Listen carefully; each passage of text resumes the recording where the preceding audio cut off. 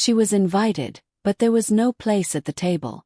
No name, no seat, just silence. They laughed. He turned his face away and just left. But nobody knew. The entire wedding had been paid for with her money. And in 30 minutes, she would erase it all. I knew something was wrong the moment the coordinator's eyes slid past me like I was smoke. The music throbbed through the resort lawn, soft and sugary. But the laughter, their laughter, cut sharper than the sun. My husband stood near the front row, a drink in hand, face flushed with the kind of joy he hadn't shown me in months. His mother adjusted his collar with the same proud touch she used on his sister, the bride. They looked like a family portrait framed by ocean light. And I, barely visible, barely acknowledged, stood behind a row of white chairs where every seat had a name card except one. The coordinator gave a rehearsed smile. There isn't a placement for you. I felt the air constrict. There must be a mistake. Before she could respond, my sister-in-law glided over. Silk and flowers and a smirk sharpened by years of entitlement. It's not a mistake, she said loud enough for her entourage. Low-born blood is different from ours. Her bridesmaids giggled. My husband didn't even flinch. He took another sip of champagne and turned away. I saw the corner of his mouth twitch like he'd been waiting to enjoy this. My heartbeat slowed, not from shock, from clarity. He nodded. Understand. And I walked out. None of them followed. None of them cared.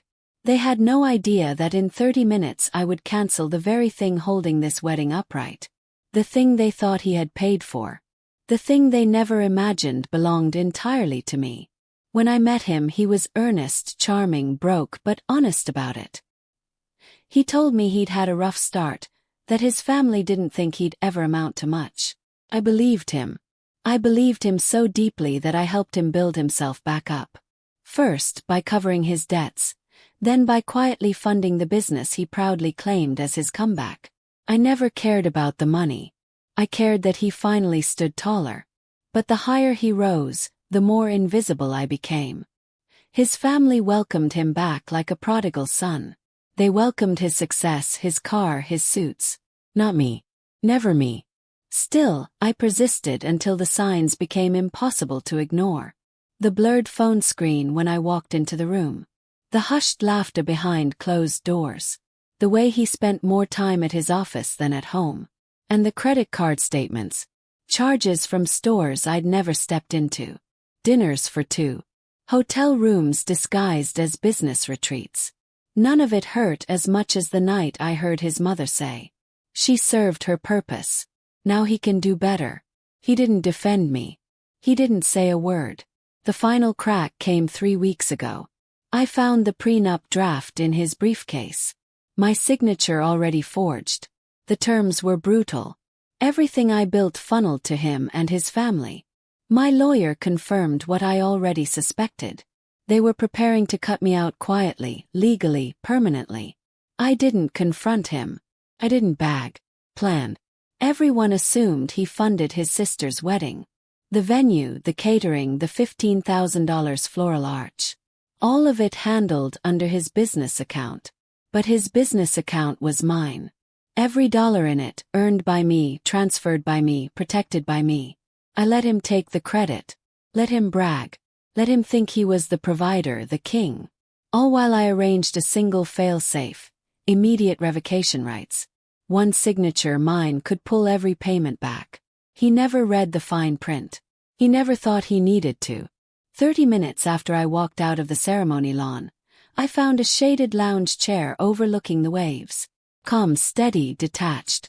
I opened the banking app, canceled payment 1, venue. Payment 2, catering. Payment 3, florals. Payment 4, entertainment. Payment 5, the open bar they worshipped more than their relationships. 6 figures reversed in under 2 minutes. Then I sent a single message to the coordinator. Services revoked due to breach of contract. Cease immediately. I didn't need to see the chaos to know how it unfolded. The music would cut mid-chorus. The bar would shutter. The arch would be dismantled piece by piece. The plated dinners would never leave the kitchen. Guests would murmur, judge, whisper. And finally, my husband would realize he wasn't the king. He was a dependent. He found me on the pier at sunset, red-faced, sweating, grasping for breath. "What did you do?" he choked. I looked at him the way someone looks at a stranger who bumps them on the street. Mild annoyance, nothing more.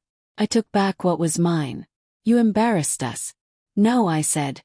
"You did that the moment you let them treat me like dirt." He didn't speak, but I saw the shift.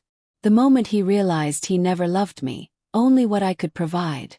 And now even that was gone. I handed him an envelope. Divorce papers already filed. "You wanted me out," I said. "I'm simply agreeing." As I walked away, he called my name once, twice, then stopped, letting the weight of his downfall crush him. For the first time in years, my shoulders felt light. People mistake silence for weakness. But silence is where plans are born, and mine unfolded perfectly. She didn't scream. She didn't cry. She didn't beg. She simply cancelled the payment. And let the whole world discover that the king had no crown. Quick revenge stories, where the coldest revenge is born from the warmest silence.